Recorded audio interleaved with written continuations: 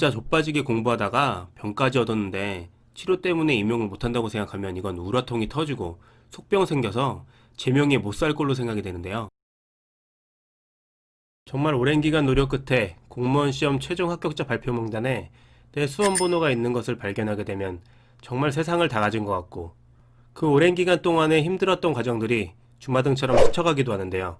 어쨌든 이제는 쭈그레뜬 인생은 끝이 나고 당당하게 어깨를 펴고 살 수 있게 된 거죠.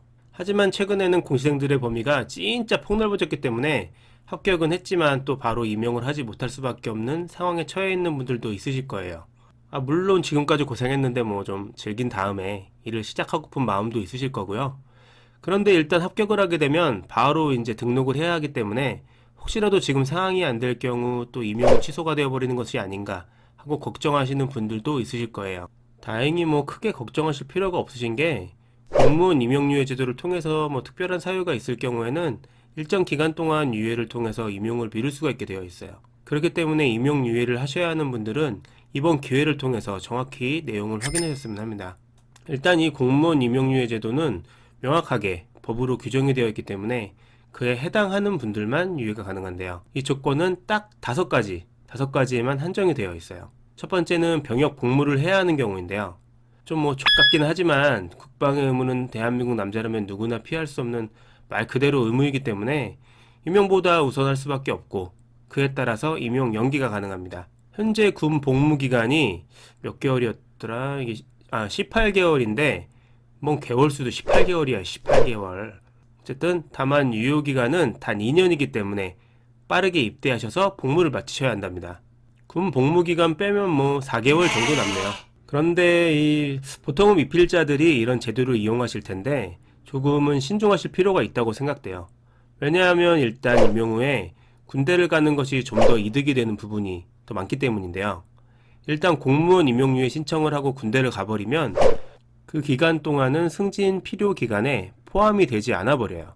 그런데 일단 근무를 시작하고 나중에 일하다가 군 복무를 위해서 휴직을 하고 또 입대를 할 경우에는 군 복무 기간 동안 휴직했던 기간도 이런 기간에 모두 산정이 됩니다. 말 그대로 2년 승진 차이가 생기는 거죠. 뭐 선택은 자유고 당장 일하기 싫은 분도 있으시겠지만 인생 길게 봐야 돼요. 당장은 노는 게 좋아도 나중에 승진 이런 거 생각하면 100% 후회하시니까 신중하게 선택하세요. 두 번째는 학업을 지속해야 할 경우인데요. 보통 대학을 다니시면서 공무원 시험을 준비하고 또 합격하시는 분들이 많으실 텐데, 이런 경우는 임용유예 신청을 통해서 임용유예가 가능해요. 일단 뭐 학교 다니시면서 준비하신 분들은 대학생활의 낭만 같은 거 뭐 개나 져버리고 공부에만 올인하셨을 거예요. 그러다 보니 뭐 연애도 못하고, 어차피 뭐 그건 공부를 안 했더라도 어차피 없었으려나? 뭐 남녀간의 뭐 뜨거운 뭐 그런 것도 즐기지 못하셨을 듯하고, 어쨌든 즐기고 싶은 마음이 충만하실 텐데 그런 분들은 일단 임용유예가 가능하긴 해요. 일단 졸업도 생각을 하셔야 하기도 하고요. 다만 기간은 최장 2년 동안만 가능하니 주의하셔야 하고요. 이게 현재 재학 중일 때는 가능하지만 입학 전일 경우에는 인정이 되지 않아요. 근데 입학 앞두고 대학 입시랑 공무원을 같이 준비하는 사람이 있나? 그런 사람이면 굳이 구급 공무원 하지 마시지. 어쨌든 그리고 임용유예 기간 중 휴학은 절대로 하시면 안 돼요. 유예 소멸 사유에 해당이 되기 때문이죠. 제발 그런 뻘짓은 하지 마시길. 혹시 학교는 물론 군대 문제까지 해결해야 하는 분들도 있는데, 이런 분들의 경우에는 군대 2년 플러스 학교 2년에서 최대 4년까지도 연장이 가능하도록 되어 있으니 참고하시기 바랍니다. 세 번째는 임신 및 출산의 경우인데요. 이 경우는 불가피한 경우이기 때문에 특별히 더 따질 부분은 없을 것 같아요. 이 역시도 최대 2년까지 공무원 임용유예 신청이 가능하답니다. 뭐 안 그래도 저출산 시대인데 이런 부분에 대해서는 팍팍 해줘도 된다고 보고요.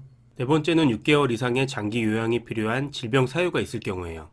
아무래도 열심히 시험을 준비하시다가 건강이 상하셨거나 갑작스러운 사고가 발생이 되는 경우가 있는데, 이런 경우 유예 신청이 가능해요. 진짜 좆빠지게 공부하다가 병까지 얻었는데 치료 때문에 임용을 못한다고 생각하면 이건 우라통이 터지고 속병 생겨서 제명에 못 살 걸로 생각이 되는데요.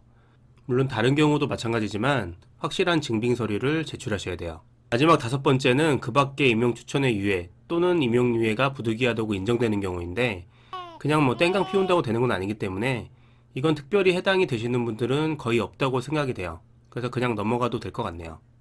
이런 부분들은 임용이 되기 이전에 반드시 소속 부서로 자료 제출을 하셔야만 공무원 임용유예가 가능하고요. 이런 제도가 있긴 하지만 무조건 100% 승인이 나는 건 아니라는 점 또한 알아두셔야 돼요. 보통은 승인이 되긴 하는데 매년 지정된 인원에 맞춰서 채용을 하게 되어 있고, 그러다 보니 임용유예를 통해서 결혼이 발생이 되면 문제가 발생이 될 수도 있어서 크게 인원 부족이 발생이 될 경우에는 승인이 나지 않는 경우도 있으니까요. 이런 부분을 제외하고는 공무원 임용유예에 대한 특별한 불이익은 없다고 할 수가 있어요. 물론 굳이 예를 들면 임용 초기 동기들과의 애틋한 생활이 없다는 점과 승진이 다소 늦어진다는 점 정도가 있을 수는 있겠네요.